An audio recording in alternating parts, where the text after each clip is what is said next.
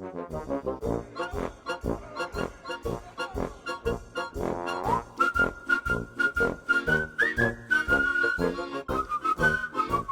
heidi ho, friends of the farm. Today I'm going to be trying to keep quail from decimating my fall sweet corn plants that I just put in the ground, the seedlings.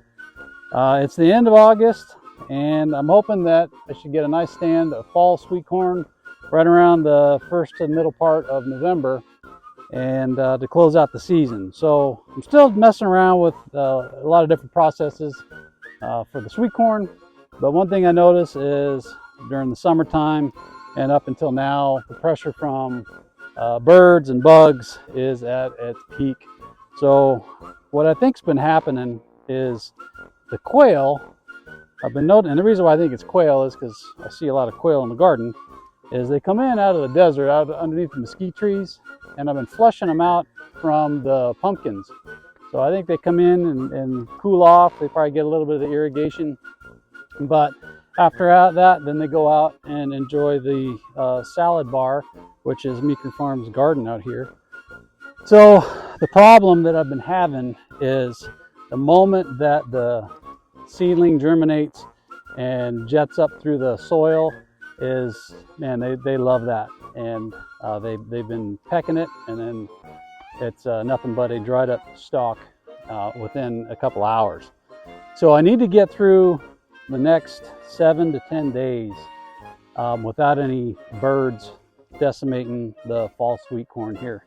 So there's a couple different ways I'm going to go about it, and I've never done any of it because I never really planted this far into the season, never had to deal with quail. So we're going to learn together, and hopefully we're successful, and hopefully we'll have a bunch of sweet corn for November to enjoy before Thanksgiving. So a little bit of work to do.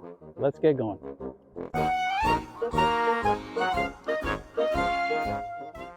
Okay, so as I had mentioned, the quail decimated my fall sunflower planting. So I've had to replant another row of the fall sunflowers, which is right here, and then I've got the 4 rows of sweet corn. So my first strategy is this product I found online. It's called Avian Control, and it's a commercial grade bird repellent. It's non-toxic, doesn't hurt the birds, and it has a fragrance to it that they just don't like. So to me, it smells actually pretty good. You can kind of smell it. It's very strong, very aromatic, kind of a flowery smell to it, but there's something with the bird anatomy that it irritates one of their nerves, and they just move on. So the application is every 2 to 3 weeks. So I'm hoping I can get that at least another week or two. Once the seedlings come through and get established, we're fine. So it's just that vulnerable stage. So I'm going to mix it up as directed, and I'm going to directly apply it to all the rows of the seedlings to the actual ground, because you can use this on turf, you can use it golf courses, and certainly in agriculture and things like that. So I'm going to hit it with the rows. I'm going to do a perimeter around the outside of the garden where the quail and birds come in and out. So hopefully that'll work as a barrier as well as actual protection on the rows itself. Now I know some people might be just saying, well, why don't you just cover the rows up with the floating row cover? And we very well may come to that as time goes on. We'll see how this method works. But the floating row covers are just a mess when you're by yourself in the wind and the drier dirts and everything. So I'm trying this first.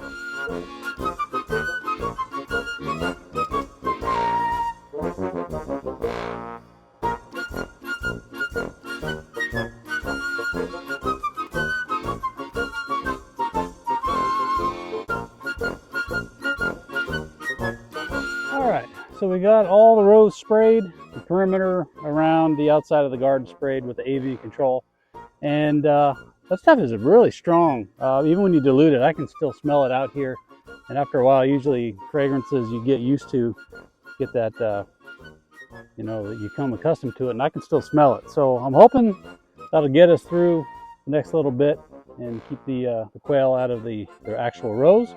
The next strategy I have is a little bit more old school. It's just reflective tape that's designed to repel birds. It's a mylar tape, and they sell it by the roll. And you can do some things. I've seen people using old compact discs, CDs, DVDs, hanging those, and it just causes a reflection, and it just causes the birds to kind of maybe anticipate or expect it to be a little bit of a threat. So this is super cheap, super easy, but I understand that they get accustomed to it pretty quick. So we'll see how long it lasts. I'm gonna just run 2 or 3 lengths of the length of the garden, and I'm gonna twist it so it'll look kind of like a candy cane, but as the wind blows, it should cause a little bit of a reflection. So strategy number 2.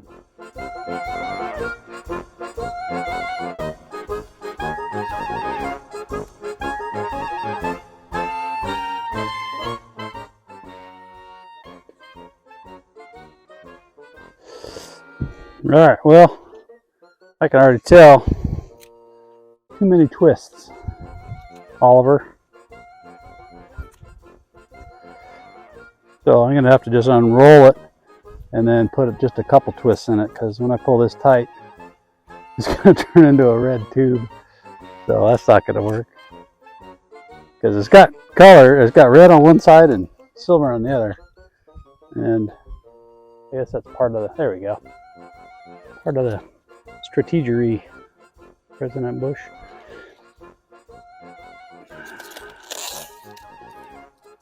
There we go. Come on, babe. All right, let's just unroll this and then throw a twist in it.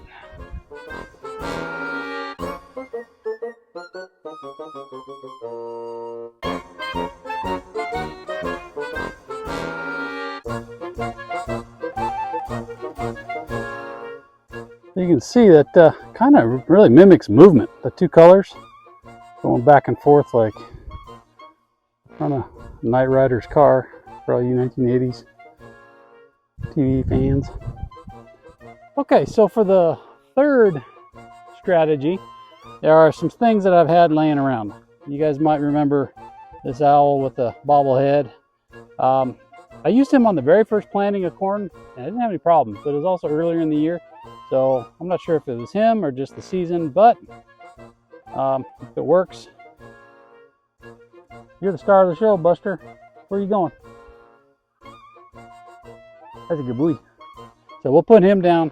And then the other one was this ultrasonic pest repeller that I got for this guy when I put in some landscaping. I didn't want him digging in it, so I was like, well, a motion detected thing didn't work. He just goes out there and does what he wants anyway. But anyway, it's got a setting on it of a bird of prey that sounds like a hawk screeching. You didn't like that, but it's designed for birds, and it's got a motion sensor on it. So I'm just going to put these out because I already have them, and maybe it'll work. Maybe they'll think there's a hawk going to come eat them, and they're going to leave my sunflower seedlings alone. So I've got 2 of these. We'll put them up and hope for the best. We'll check in post-emergence, 7 to 10 days, and hopefully we have little to no damage from birds. So that's it for today. Hope you got a little bit out of it. Hope we learned a little bit together, and we'll see you next time. Thanks for watching.